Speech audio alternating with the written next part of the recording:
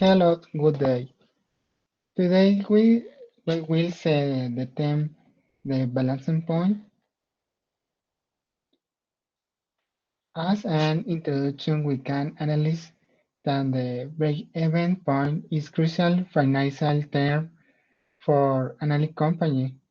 They represent the point where a company total costs are equal total revenues. This indicates that the company is not generally profit or loss.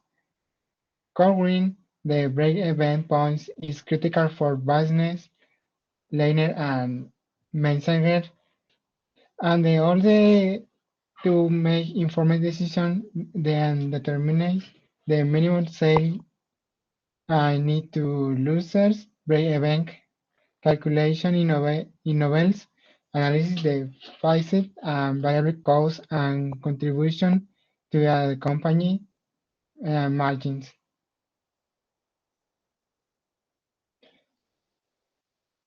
What is Therefore, what is the balancing point? This concept used in the financial and economic files in reference to the situation where market force are balanced resulted in optimal condition in market economy.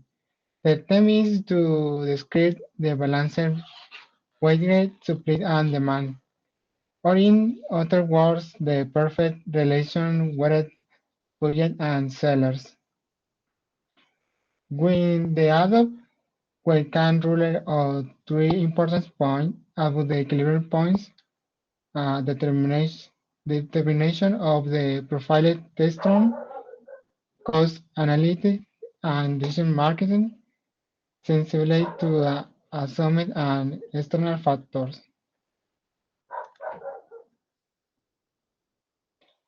Balance of points understand. Understand and breakpoint future brokers and future commission traders and require by federal regulation to issue point balance statement on the last business day of each month or and regulation Monday. Point balance are based the official closing on settlement price on future contracts held in inversion portfolio. This provides and of the obligation condition the portfolio. Okay, we already see what is the balance point and how the balance point works. Now we're going to see the benefits of creating a balance point. A point balance statement can be useful for both the account holder and the FCMS, which means the future commission merchants, because it gives both parties a view of the health of any given investment portfolio or trading account. A balance point with works as a point of reference for both the customer and the provider to know the exact point when both parties get the same benefits in terms of profits. Much like an account balance, this can be helpful for an account holder who doesn't track the market and the profit or loss on any given investment every day. Similarly, point balance statements can give FCMS, which often provide margin loans to account holders, a gauge of the health of its customer trading accounts. When an account holder don't know how the market is working in that moment, he can use a balance point to have a clear perspective about how the market is working in that exact moment. Okay, now we're going to see the economic balance versus the balance point. Here we have a question. What are they for? The economic balance and break even allow companies to assess their financial position and make informed decisions about pricing, sales planning, cost management, and strategic decision making. They also help identify profitability thresholds and assess risks associated with cost and sales. Sometimes in a company it's very hard to take decisions, and these two things, the economic balance and the balance point, can help to take better decisions because both help us to know if something is profitable or not. And here we have both concepts. First one, economic balance. This refers to the situation where the total income of the company is equal to the total cost, resulting in a zero profit. And the balance point, it is the level of the activity or sales necessary to reach the economic balance. In a company, we always need to have these both concepts very clear. This is very important to prevent a cash overflow. How does the economic equilibrium work? From the perspective of buyers, a buyer represents market demand and are willing to purchase goods and services at a certain price. To create any consuming product, we always start from the necessity, and it's the buyer who creates this necessity. The quantity of goods and services that buyers want to purchase is influenced by several factors, such as the price of the product, the level of income, consumer preferences, and economic conditions. As the price of the product decreases, the quantity demanded by buyers generally increases as it becomes more attractive in terms of cost benefit. On the other hand, as the price of a product increases, the quantity demanded is likely to decrease as it becomes less affordable for buyers. Me, as a buyer, I always want to buy more for the less price because I am a buyer and I want to keep my money and I don't want to spend my money in something that is not cost benefit. Now, from the perspective of the sellers, sellers represent the supply in the market and are those who produce and offer goods and services for a certain price. The amount of goods and services that sellers are willing to offer depends on several factors, such as the cost of production, input prices, the technology used, and market conditions. All these things are transparent for the buyer. Is the work of the seller have the best product at the less price? And how will the seller be able to correctly manage the budget in the creation of a product? Of course, with the balance point.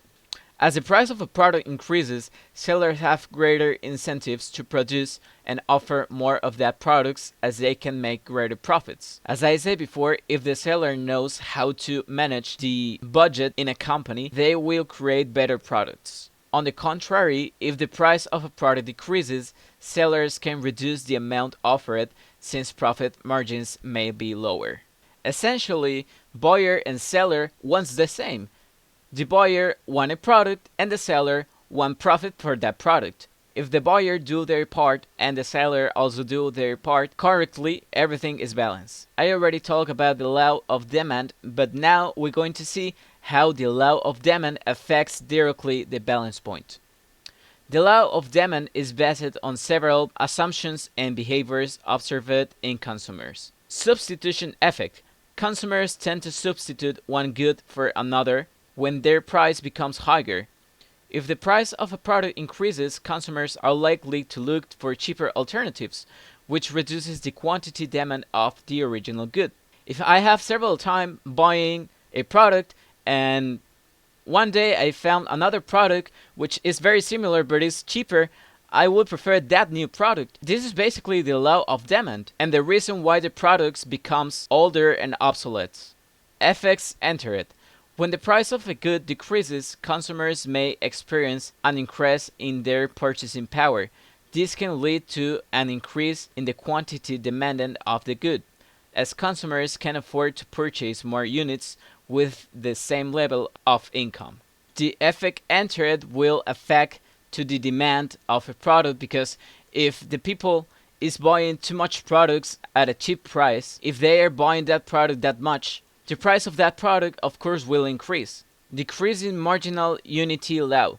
As consumers acquire more units of a good, the marginal unity they obtain from each additional unit tends to decrease.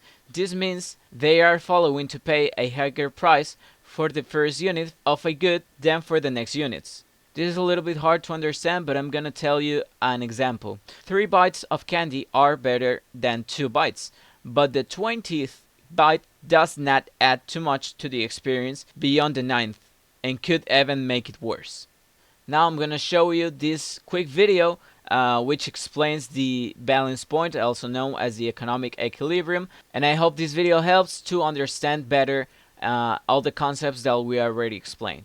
What is economic equilibrium? Economic equilibrium is a state in which economic forces, that is, market forces, are in perfect balance.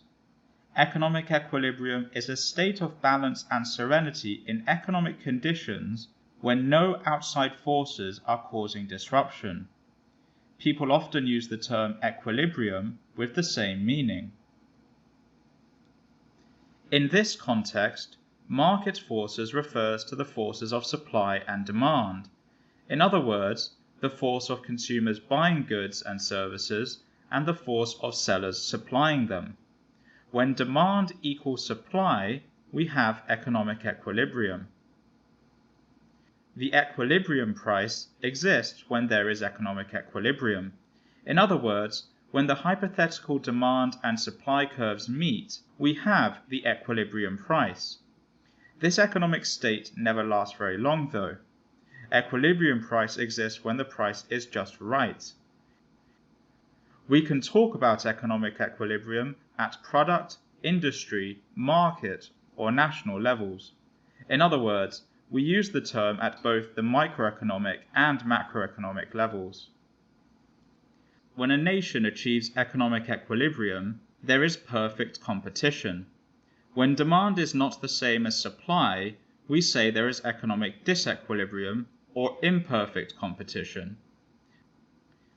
Let's look at an example of market equilibrium. Let's imagine we are in the fictitious country of Little Land with a population of just 2,000 people. We are standing in its main market square.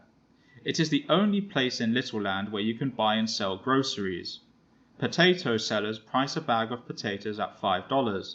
However, nobody comes and buys any bags of potatoes.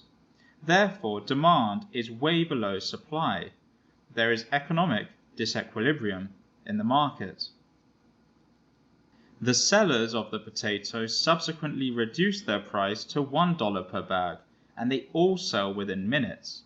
Even after all the potatoes have gone, people continue coming wanting potatoes. However, demand is way above supply. In this scenario, there is also economic disequilibrium because demand outweighs the supply. The next day, the potato sellers price a bag at $2.50. The bag sells little by little as the day progresses. By 4:50 p.m., 10 minutes before market closing time, they sell their last bag. It appears that demand is about equal to supply now, and there is finally economic equilibrium and market equilibrium. Thank you for watching this Market Business News video on economic equilibrium. Okay, we already seen the video, and the conclusion is that the balance point is a concept that is very used in the companies. It helps us to understand the law of supply and demand, and it also helps us to prevent a cash overflow. Here are our sources or information, and hope you like this presentation and find it interesting. Thanks for watching.